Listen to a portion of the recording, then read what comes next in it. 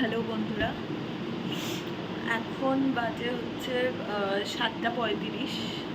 আজকে আমি সকাল থেকে অ্যাকচুয়ালি ব্যস্তই ছিলাম ওকে নিয়ে, অবভিয়াসলি আমার ছেলেকে নিয়ে। তো এখন থেকে ব্লগটা স্টার্ট করছি। কালকে অ্যাকচুয়ালি বৃষ্টি হয়েছিল, এত মানে আমার খুব ওয়েদার তো খুবই ভালো। তো আমি ফেরার সময়, কালকে ওয়ার্কশপ ছিল, ওয়ার্কশপ থেকে ফেরার সময় এত ভিজে গেছিলাম। তারপরে এসে শ্যাম্পু ট্যাম্পু করে চান টান করে ঘুমিয়ে পড়েছি। এবার সকাল থেকে যেহেতু ওই হয় না, দেখবে রাত্রে যদি তুমি শ্যাম্পু করে চান করো তো তাতে ওই একটা মানে ভেজা চুল নিয়ে ঘুমালে না খুব শরীরটা সকাল থেকে ম্যাচম্যাচ করছিল, তার জন্য আর ভিডিও করা হয়নি। তো এখন একটু মা বেরিয়েছে, মা তো আসলে আমার ছেলে মানে হরির জন্য বেরোতেই পারে না, আর মার নাকি ইচ্ছেও করে না বেরোতে। মা বলে ওকে রেখে আমার বেরোতে ইচ্ছে করে না। তো মা আজকে অনেকদিন বাদে একটু বেরিয়েছে। মারও তো একটু মানে মানে এন্টারটেন, মানে মারও তো একটু ফ্রি হওয়া দরকার মাথাটা, ওর জন্য মা একটু বেরিয়েছে আজকে। আর আমি আজকে আর বেরোইনি, কারণ আজকে মানে আমার শরীরটা ভালো নেই। হ্যাঁ,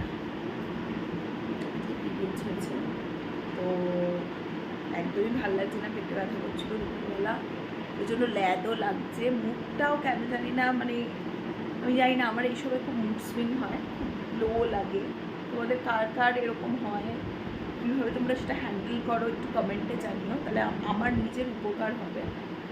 কারণ মাঝে মাঝে আমার প্রচণ্ড মানে কীরকম একটা লাগে, মানে লো লো লাগে, মনে হয় যেন মানে কিচ্ছু পারবো না, শুয়ে থাকি। হ্যাঁ, তারপর কিন্তু কাজ তো করতেই হবে, যার যেহেতু আমার বাচ্চা আছে, তো আমার তো শুয়ে থাকলে হবে না। তো তাও মানে মার কাছে থাকলে তো মানে মা আমাকে কিছু করতেই দেয় না, মা যতটা পারে মা নিজেই করে।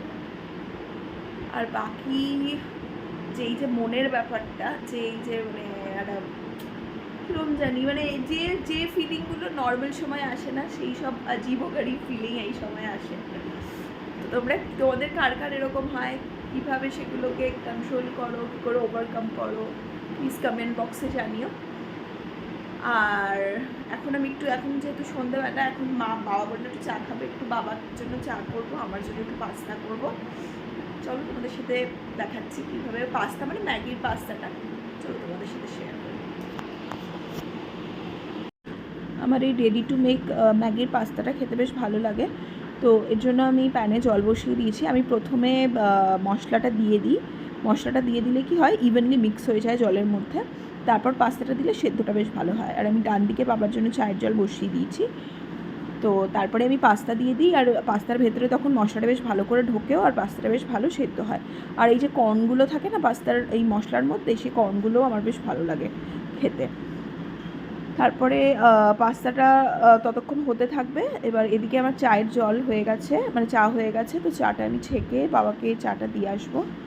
তো বাবাকে চাটা দিয়ে আসার পরে আমি দেখলাম যে পাস্তাটা আমার বেশ হয়ে এসছে। আমার একটু হালকা হালকা ঘন ঘন কনসিস্টেন্সিটাই ভাল লাগে পাস্তার, বেশি শক্ত হয়ে গেলে আমার ভাল লাগে না। তো পাস্তা হয়ে এসছে, আমি এখন এটাকে নামিয়ে নেবো আর কি, গ্যাস অফ করে। তারপর একটু ঠান্ডা হলে খাবো। তোমরা জানিও তোমাদের ম্যাগি পাস্তা খেতে কীরকম লাগে, কমেন্ট বক্স।